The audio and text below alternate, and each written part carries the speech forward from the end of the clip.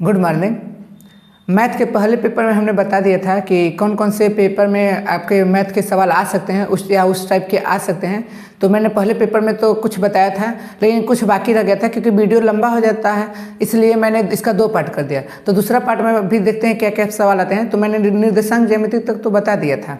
तो निर्देशांक ज्यामिति में चतुर्थांश तक बताया था। उसके बाद किस प्रकार के सवाल आते हैं तो देखते हैं। तो अगला जो सवाल हमारा आता है तो किस प्रकार का आता है, तो 2 बिंदुओं के बीच की दूरी निकालने का सवाल आता है। यानी कि 5वां जो हमारा 6वां सवाल होगा, तो उसमें क्या था कि दो बिंदुओं के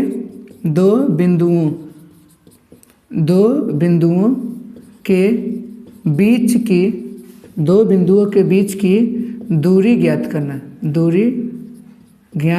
करना। यानी कि 2 बिंदुओं के बीच की दूरी कैसे हम ज्ञात करते हैं, इस पर भी आपको सवाल 2 नंबर का देखने को मिलता है। कितने नंबर का है, तो 2 नंबर का।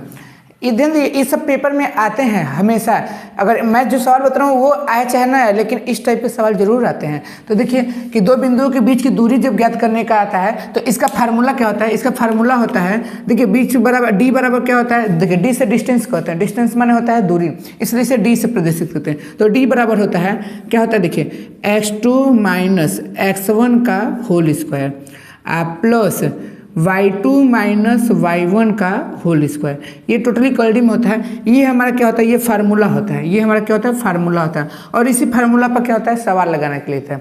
जैसे कैसे देखा, कह देगा कि 2 बिंदु दिया है, 2 बिंदु दिया है। सवाल देख रहे हैं कि 2 बिंदु दिया है, एक दिया है 3, 4 और दूसरा दिया है 5, 6।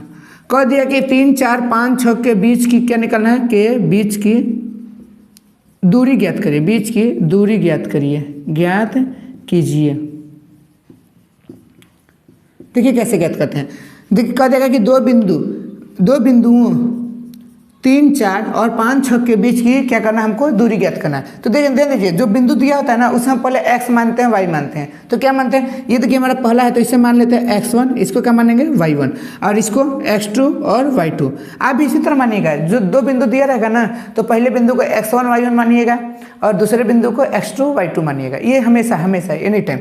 तो देखिए कैसे करते हैं, इसको हल करते हैं। हम जानते हैं, मान लीजिए ना कि x1 y1 x2 y2। अब फार्मूला पर देते हैं। फार्मूला क्या है, d बराबर x2 माइनस x1 का whole square plus y2 minus y1 का होल स्क्वायर। तो देखिए इसमें रखते हैं रूट में, d बराबर रूट में है। देखिए x2 का मान कितना है, x2 का मान कितना है, 5 है। x1 का मान कितना है, माइनस x1 का मान 3। इसका क्या हो जाएगा, स्क्वायर हो गया। अगला देख प्लस का चिन्ह है प्लस। अब देखिए क्या है, ये 6 है, y2 का मान कितना है 6 और y1 का मान 4, माइनस 4 का हो जाएगा, क्या हो जाएगा, होल स्क्वायर। डी बराबर देखिए, डी बराबर कितना, ये रूट में ही रहेगा। 5 में से 3 जाएगा कितना बचेगा, 2 का स्क्वायर हो जाएगा।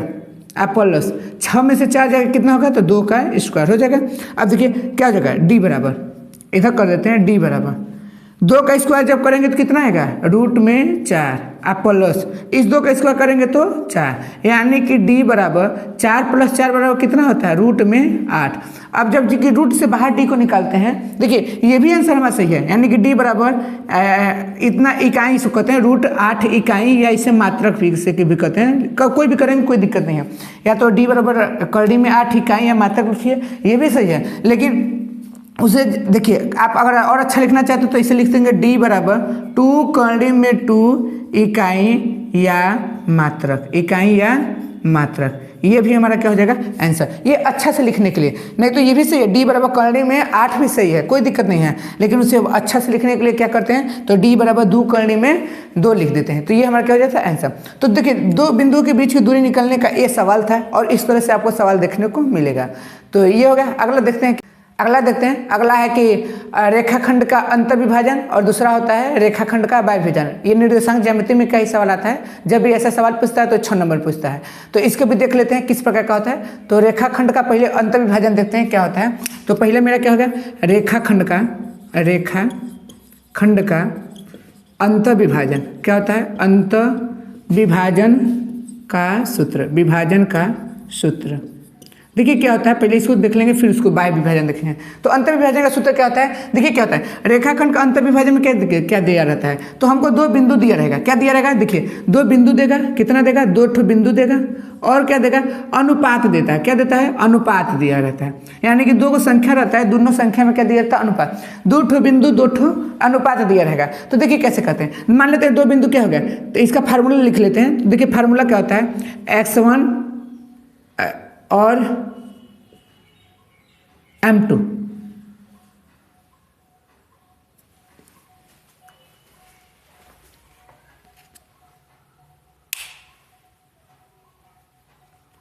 m1 x2 m2 x1।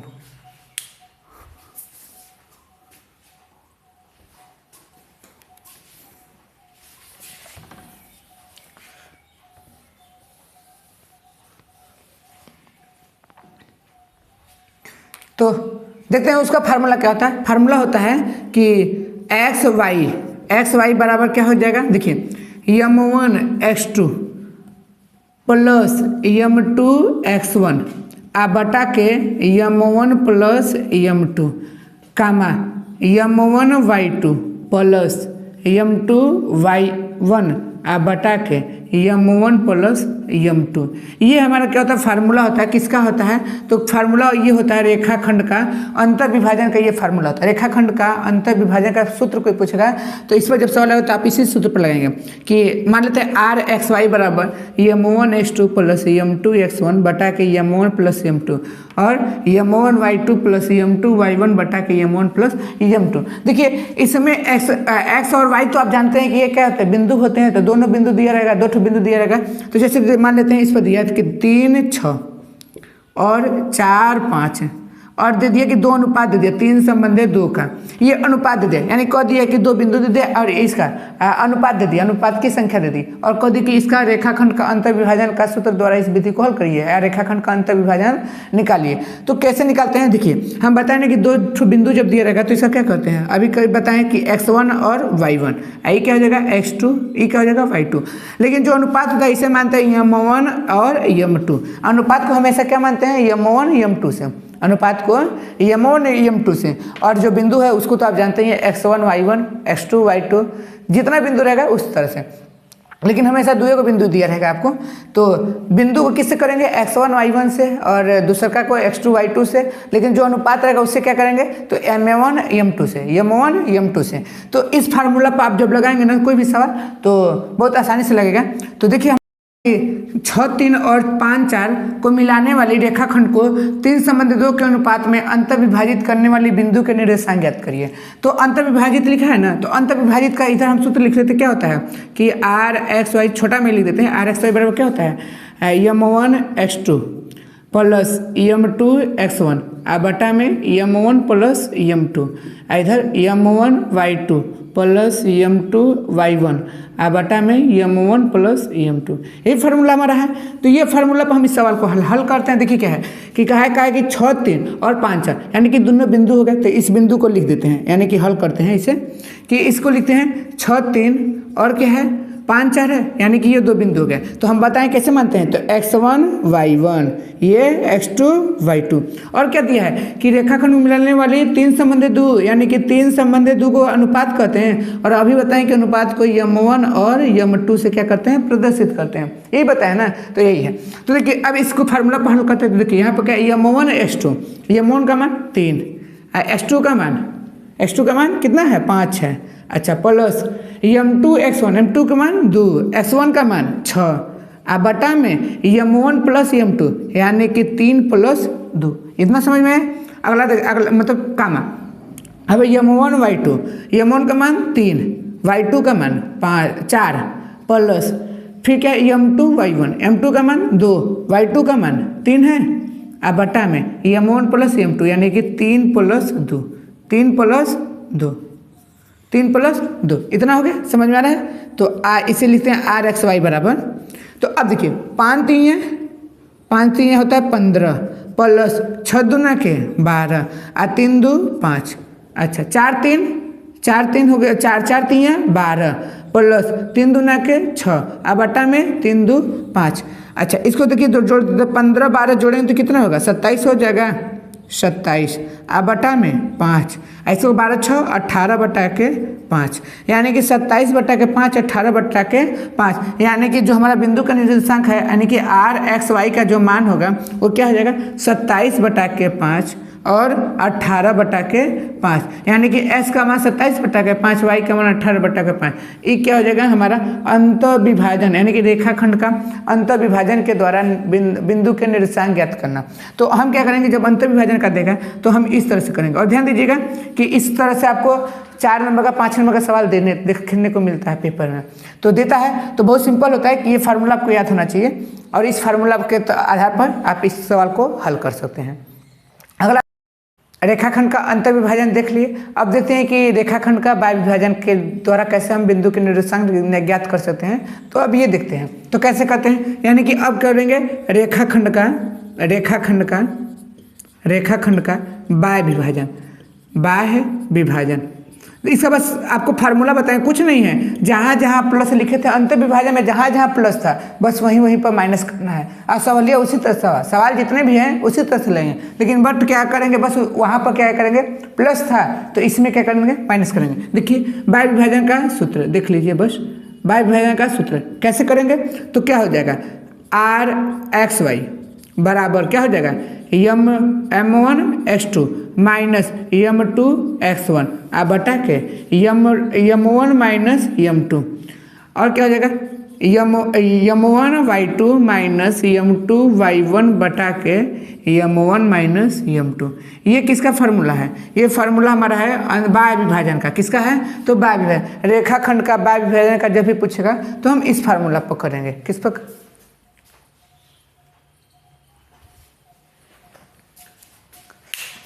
तो रेखाखंड का बाह्य विभाजन का क्या फार्मूला है इस पर हम करेंगे, ठीक है। अगला एक और इसमें फार्मूला होता है, क्या होता है रेखाखंड का मध्य बिंदु रेखाखंड का मध्य बिंदु ज्ञात करना, मध्य बिंदु के निर्देशांक ज्ञात करना, रेखाखंड के मध्य बिंदु के निर्देशांक ज्ञात करना। तो देखिए ये भी बहुत सिंपल होता है, कुछ करना नहीं होता है। इसमें भी मान लेते हैं कि पी एक्स वाई ये हो गया। अब क्या होता है x1 प्लस x2 बटा के 2 और y1 प्लस y2 बटा के 2। ये हमारा किसका है? तो रेखाखंड के मध्य बिंदु के निर्देशांक ज्ञात करना है। देखिए ये भी सवाल आ सकता है, ये भी सवाल देखिए कंफर्म तो नहीं है कि यही पेपर में आएगा, लेकिन इसी टाइप से सवाल पूछे जाते हैं। तो हम अपनी तैयारी इतनी अच्छी करें कि कहीं से भी सवाल है, कोई भी फार्मूला पर आए तो हमारा छूटे नहीं। तो देखिए इस पर भी सवाल रेखाखंड पर आएगा तो अंत है या बाय या मध्य आएगा तो तीनों आपको सूत्र बता दिए, तीनों पर लगा लीजिएगा। क्योंकि देखिए ये तीनों सवाल बड़े बड़े आते हैं तो इसलिए ये क्या करता है 5 नंबर में पूछता है, 4 नंबर में पूछता है, तो आपको आना चाहिए। तो ये आपका होगा किसमें? तो ये निर्देशांक ज्यामिति के सारा चैप्टर का था। यानी कि निर्देशांक ज्यामिति से आपका 8 या 10 नंबर का क्वेश्चन पूछता है, तो सारा मैंने क्वेश्चन बता दिया। अगला पार्ट हम देखते हैं। देखिए इसमें एक और आता है कैसे कि त्रिभुज दे दिएगा, चतुर्भुज दे देगा, कहेगा कि चारों बिंदु को देखिए चेक करना होता है कि समचतुर्भुज है ये या समांतर चतुर्भुज है, समलंब चतुर्भुज है, यानी कि इसे सिद्ध करना होता है। तो ये काफ़ी बड़ा होता है, तो कम से कम 5-6 नंबर का 6 नंबर का आता है और आपको करना होता है। यानी कि 2-2 बिंदु लेकर आपको सवाल को हल करना होता है। तो ये आप अवतार या विद्या में से देख लीजिएगा। मैं बता दिया कि देखिए निर्देशांक ज्यामिति में से यही सब पेपर क्वेश्चन में आता है। तो आप तो धीरे धीरे आपको देखेंगे ही आइडिया मिल रहा है। तो आप एक विद्या में से देख लीजिए कैसे वर्क को किया है, किसको कैसे आयत किया है, यानी कुछ नहीं करना। उसमें भी क्या करना है फार्मूला पर 2-2 बिंदु को लेकर सवाल को हल करना है, 2-2 बिंदु को लेकर सवाल को हल करना है। अगर चारों बराबर आ जाएंगे तो हम कह सकते हैं कि अतः सिद्ध हुआ कि ये जो चतुर्भुज दिया है ये समचतुर्भुज है या वर्ग है। क्योंकि हम जानते हैं कि समचतुर्भुज हो या वर्ग हो उसके चारों भुजाएं क्या होती है बराबर होती है। यदि 2-2 भुजाएं बराबर है तो हम कह सकते हैं कि आयत है। त्रिभुज दिया है तो हम त्रिभुज में अगर समबाहु त्रिभुज पूछा है तो उसकी तीनों भुजाएं बराबर होती है तो तीनों आएगा। तो आप देखिए 2-2 अगला मेरा पाठ है त्रिकोणमिति। अगला पाठ मेरा क्या है, त्रिकोणमिति है। तो त्रिकोणमिति से भी सवाल आते हैं। तो त्रिकोणमिति बहुत आसान है। देखिए इसमें आपको फार्मूला याद होना चाहिए। नॉर्मली फार्मूला होते हैं, आपको मान याद होना चाहिए, फार्मूला याद होना चाहिए, तो आप सारा सवाल कर लेंगे। त्रिकोणमिति सबसे आसान होता है। आपको फार्मूला याद है और क्या करते हैं, मान याद है, तो आप निकालेंगे। देखिए मानों पर एक सवाल आता है, मैं उसको बता देता हूँ कैसे आता है। उसका सब देखिए कैसे आएगा। देखा कि एक सवाल बता रहे हैं कि साइन 31 अंश आ बटा के कॉस 59 अंश कितना हो गया, साइन 31 अंश बटा के कॉस 59। और इस तरह से एक नंबर में सवाल पूछता है, कितने, एक नंबर में। तो कह देगा कि इसका मान यानी साइन 31 अंश बटा कॉस 59 अंश का मान बताइए, मान बताइए।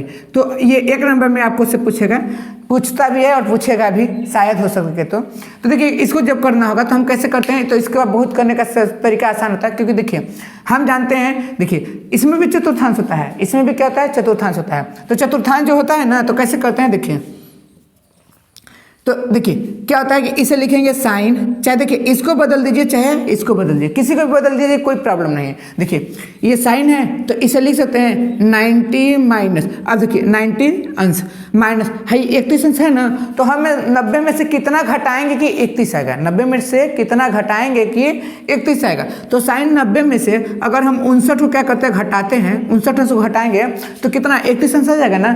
साइन 90 में से जब हम 59 को घटाएंगे तो कितना आएगा, 31 अंश आ जाएगा, आ जाएगा। नीचे वाले को उसी तरह से छोड़ देते हैं, यानी कि काश 59 अंश उसी तरह से लिख देते हैं। देखिए हम क्या कहें, बस ऊपर वाले को चेंज किए। क्यों चेंज किए, देखिए ये 31 अंश है, तो 31 अंश है तो 90 अंश में से क्या करते हैं कि 59 अंश को घटा देते हैं, नीचे वाला घटा देते हैं। ध्यान दीजिएगा सवाल ये दोनों देगा ना, तो ये 90 अंश का ही देता है। इन दोनों को जोड़ेंगे तो 90 अंश। तो ऊपर वाले में से चाहे 90 में से ऊपर वाले घटा दीजिए, चाहे वो 90 में से नीचे वाले को, किसी को घटा देंगे कोई प्रॉब्लम नहीं है। एक इसका आंसर आता है। तो देखिए साइन 90 अंश माइनस 59 बटा के कॉस 59 अंश। अब देखिए साइन 90 प्लस थीटा बराबर होता है कास थीटा, ये हम लोग फार्मूला है। तो इसलिए बोलें कि आप त्रिकोणमिति का आपको फार्मूला याद होना चाहिए। त्रिकोणमिति का फार्मूला याद होगा आपको सवाल आएगा। तो साइन 90 प्लस थीटा बराबर क्या होता है, साइन 90 प्लस थीटा बराबर कास थीटा होता है। लेकिन थीटा की जगह 59 अंश है, तो हम यहाँ पर क्या लिखेंगे, 59 अंश। आप बताएंगे यहाँ भी क्या है, कॉस 59 अंश, क्या है, कॉस 59 अंश। तो देखिए ये कास 59 कट गया, तो इसका आंसर कितना आएगा, एक आएगा ना। तो ये हमारा क्या होता है, आंसर होता है। हमेशा ये एक नंबर पूछता है, हमेशा एक नंबर पूछता है। तो आप इसको देख लीजिएगा कैसे करना है। देखिए बहुत आसान है, कुछ नहीं करना होता है। करना क्या होता है, ऊपर हो चाहे नीचे, ऊपर वाले को 90 में से घटा दो और नीचे वाले को उसी तो छोड़ दो। फिर क्या करना है, दूसरा का प्रोसेस में नीचे वाला ऊपर वो लिख दो और कट जाएगा, तो हमारा आंसर आ जाएगा एक। किसी भी तरह देगा तो आप इस तरह से कर लीजिए, क्योंकि आपको मान याद होना चाहिए। तो ये होगा त्रिकोणमिति का। त्रिकोणमिति में और सवाल देता है, देखिए कैसे देगा कि साइन 30 अंश, साइन 60 अंश, साइन 90 अंश का मान ज्ञात करिए। तो जब आपको मान ज्ञात होगा तब ना आप करेंगे। तो त्रिकोणमिति बहुत आसान है। तो आप मान और क्या करिएगा कि फार्मूला याद कर लीजिएगा, आपका त्रिकोणमिति निकल जाएगा। तो त्रिकोणमिति से भी ज़्यादा क्वेश्चन पूछता है, 15 नंबर का पूछता है। त्रिकोणमिति का तो कुछ कट गया है, कुछ अभ्यास जो प्रश्न है था ना, तो वो कट गया, तो कम हो गया है। तो कम हो गया तो जो आपको कम ही पढ़ना है, तो कम पढ़ना है तो आपको एक तो सवाल इस तरह का देता है और बाकी जो देगा तो आप कर लीजिएगा, वो आप फार्मूला से कर लीजिएगा, नहीं तो फिर मान दिया रहेगा तो उससे कर लीजिएगा। अगला त्रिकोणमिति का आता है कि ऊंचाई एवं दूरी से आता है। तो देखिए वेरी मोस्ट इंपॉर्टेंट ऊंचाई एवं दूरी होता है। क्या होता है, ऊंचाई एवं दूरी बहुत इंपॉर्टेंट होता है। तो देखिए ऊंचाई एवं दूरी को आपको लगाना ही होगा, ऊंचाई और दूरी। तो ऊंचाई और दूरी, तो इसमें से आपको सवाल 100% है कि आएगा। और इसका सवाल जो आता है ऊंचाई एवं दूरी का ना, वो 7 नंबर का आता है। ऊंचाई एवं दूरी का सवाल जब देगा तो 7 नंबर का देगा। इसलिए आपको ऊंचाई एवं दूरी को बहुत अच्छे से पढ़ लीजिएगा, बहुत अच्छे से। ऊंचाई एवं दूरी का में ध्यान दीजिएगा, इसमें कुछ नहीं करना था। क्या, 2 ही कोण बनता है, एक बनता है उन्नयन कोण और दूसरा बनता है अवनमन कोण। अवनमन कोण, 2 ही कोण बनता है, उन्नयन कोण और अवनमन कोण बनता है। तो यही 2 कोण पर हमारा क्या करता है, ये ऊंचाई एवं दूरी क्या होता है, खत्म हो जाता है। बहुत आसान आता है। इसमें tan थीटा का अत्यधिक यूज होता है। tan थीटा बराबर क्या होता है, तो tan थीटा बराबर देखिए लाल बटा का क्या होता है ना, तो लंब बटा के क्या होता है, आधार होता है। तो ये tan थीटा का है, तो tan थीटा पे ही सवाल लगता है ऊंचाई एवं दूरी का। तो आप ऊंचाई एवं दूरी को बहुत अच्छे से पढ़ लीजिएगा, जितना अच्छा हो सके उतना ध्यान से, क्योंकि देखिए उसके सवाल 7 नंबर के आते हैं। तो आप अगर पढ़े रहेंगे तो आप आसानी से कर लेंगे। तो ये ऊंचाई एवं दूरी से भी आप पढ़ लीजिएगा। त्रिकोणमिति के देखिए ये सवाल एक बता दिए, हर चीज़ का हर सवाल मैं नहीं बता सकता ना, कि और कितना मैं सवाल बताऊँगा, वीडियो भी लंबा हो जाएगा। तो वीडियो को शॉर्ट करना है, मैं बता रहा हूँ आपको टॉपिक कि वो आप पढ़ लीजिए, वहीं से आपको पेपर देखने को मिलेगा। क्वेश्चन आपको पेपर में जो भी क्वेश्चन बनेगा वहीं सब मिलेगा। तो आप उच्चारण दूरी पढ़ लीजिए, त्रिकोणमिति पढ़ लीजिए। अगला हमारा पाठ है, देखिए वृत्त तो कट गया, त्रिभुज है, तो त्रिभुज में आपको प्रमेय याद करना होगा। अगर प्रमेय आपको याद है तो आप कर लेंगे, प्रमेय आपको याद करना होगा। तो कम से कम 10 प्रमेय है, तो 2 4 5 ठो कम से कम प्रमेय याद कर लीजिएगा, उसको आपका त्रिभुज का सवाल भी लग जाएगा और प्रमेय भी आपको याद हो जाएगा। तो ये आपके ऊपर डिपेंड करता है कि आप याद कर लेते हैं कि नहीं। अगला हम देखते हैं क्या है, वृत्त से संबंधित है। देखिए वृत्त कट गया टोटली, वृत्त का प्रमेय नहीं पूछेगा, बस त्रिभुज का प्रमेय पूछेगा। तो लेकिन वृत्त का सवाल पूछेगा कि वृत्त से संबंधित जो सवाल है हमारा क्षेत्रफल और उसका निकालने के लिए, तो हम वो देखते हैं, उसका सवाल देखते हैं। तो यानी कि वृत्त का पढ़ते हैं, वृत्त से संबंधित।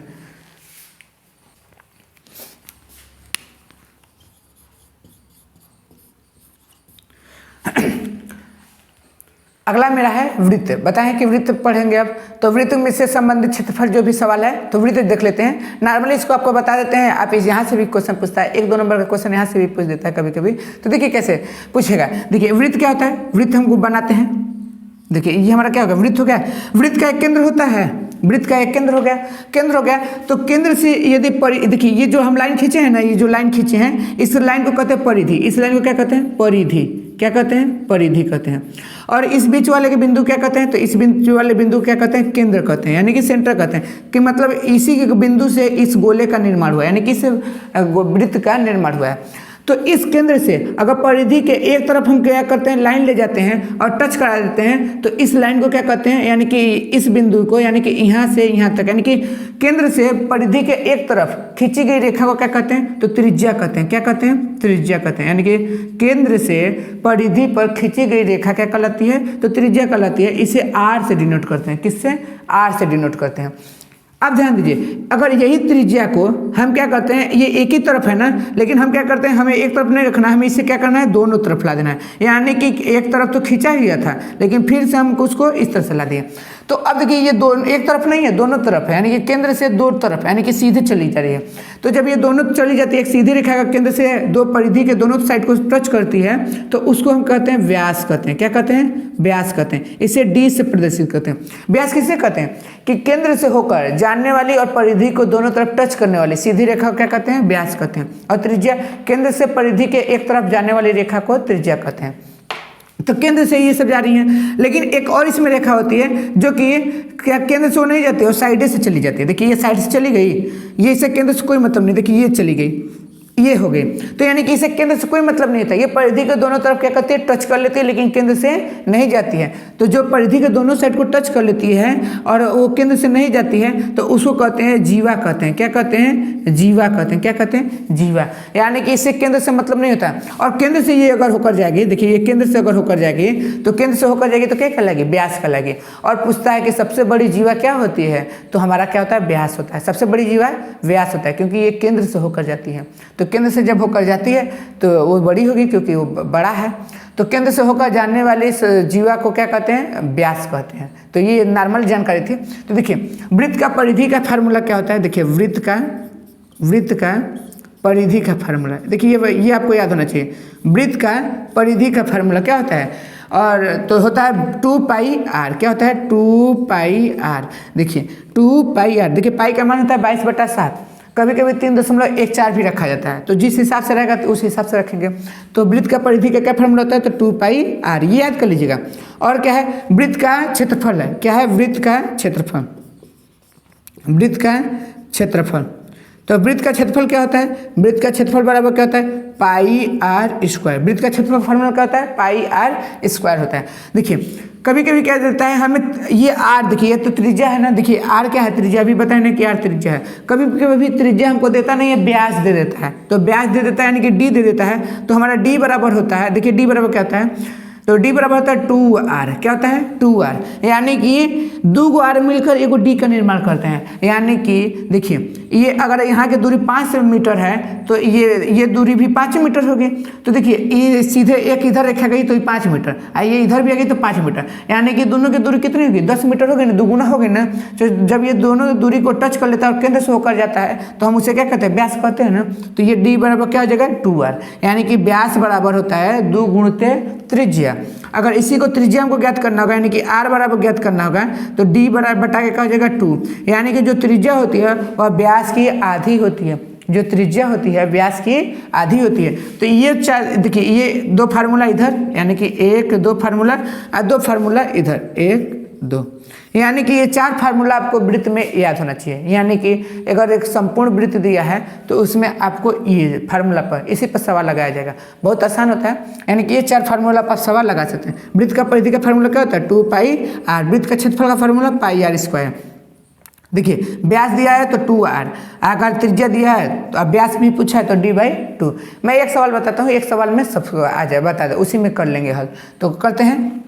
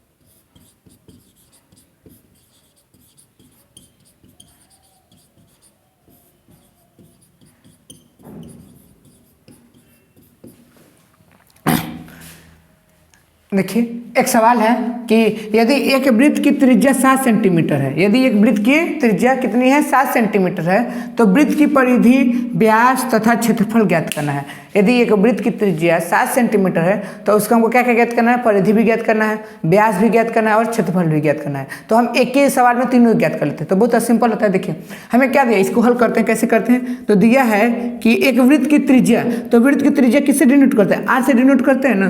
तो वृत्त की त्रिज्या कितना है, तो 7 सेंटीमीटर। कितना है 7 सेंटीमीटर। तो आर बराबर कितना हो गया 7 सेंटीमीटर।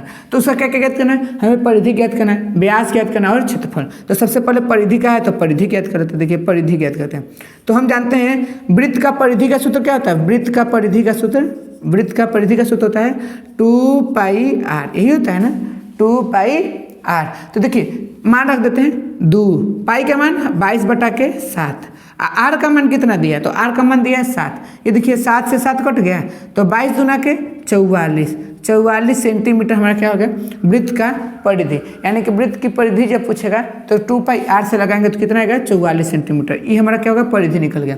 उसी तरह से वृत्त का क्या पूछा है, क्षेत्रफल, वृत्त का क्षेत्रफल। देखिए वृत्त का क्षेत्रफल का फार्मूला क्या होता है, वृत्त का क्षेत्रफल फार्मूला होता है पाई आर स्क्वायर। वृत्त का क्षेत्रफल का फार्मूला क्या होता है, तो पाई आर स्क्वायर होता है ना। तो पाई का मान कितना है 22/7, गुणते आर स्क्वायर का मतलब 7 × 7, एक के साथ से एगो 7 कट गया है, तो बच्चा क्या 22 7 154 का सेंटीमीटर का स्क्वायर। देखिए ये सेंटीमीटर है, ये सेंटीमीटर स्क्वायर, क्योंकि देखिए 7 7 जब गुणा करते हैं तो कितना हो जाता है स्क्वायर, सेंटीमीटर का भी तो गुणा होता है तो ये स्क्वायर हो जाता है। तो 154 सेंटीमीटर स्क्वायर। ये क्षेत्रफल में अगर ये आप ध्यान दीजिएगा, क्षेत्रफल में हमेशा जो भी मात्रक आपको दिया रहेगा उसका क्या करिएगा, स्क्वायर लिखिएगा। तो ये 154 सेंटीमीटर क्या हो जाएगा, स्क्वायर हो जाएगा। और ये क्या होगा, परिधि। और क्या पूछा है, व्यास पूछा है। तो यहाँ पर निकाल लेते हैं वृत्त का व्यास, वृत्त का व्यास।